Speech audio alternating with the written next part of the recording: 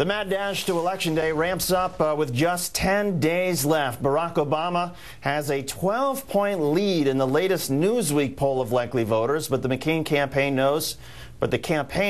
campaign knows not to count John McCain out in these final days.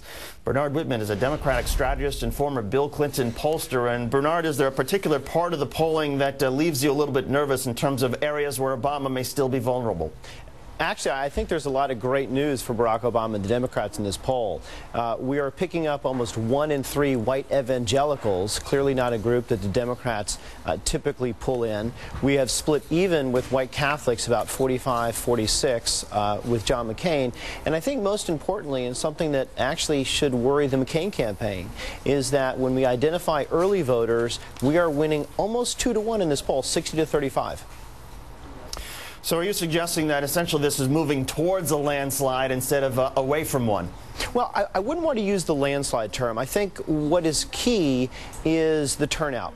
And Barack Obama has done what I think no presidential campaign in history has been able to do, and that is marry the power of the internet with the time-worn tradition of shoe leather and offices in each of these states. You know, everybody knows that Barack has put together an extraordinary online network of both donors and activists. But what people know less is that he has opened an extraordinary number of offices in these battleground states. Over 50 offices in my home state of Virginia, over 40 offices in Indiana and North Carolina, places that Democrats haven't really set foot in years. And I think ultimately bringing voters to the polls, particularly voters who have been disproportionately supporting Obama in recent weeks, young people, African Americans, independents, new voters, I think that is ultimately going to be the key to the margin of victory on Election Day.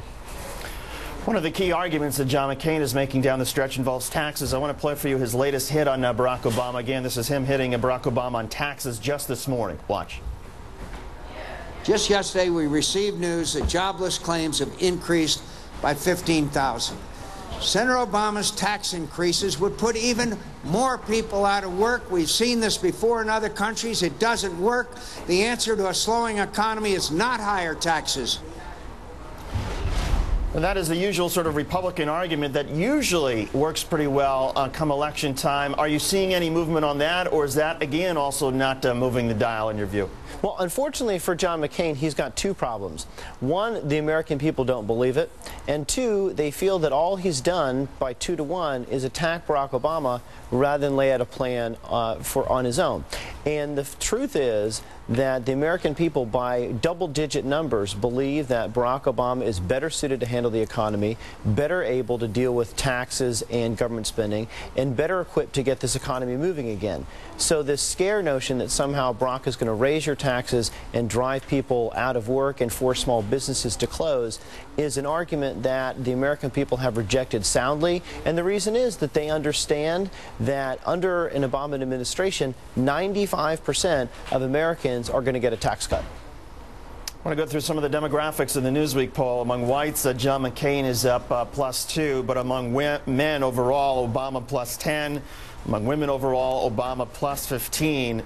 The Obama campaign, of course, also has a huge lead among younger voters. But on that particular demographic, younger voters tend to be the ones that don't actually show up. They may register, they may say, yes, they support a particular candidate, but they are the least likely to show up. Are you seeing any difference in that phenomenon this time around?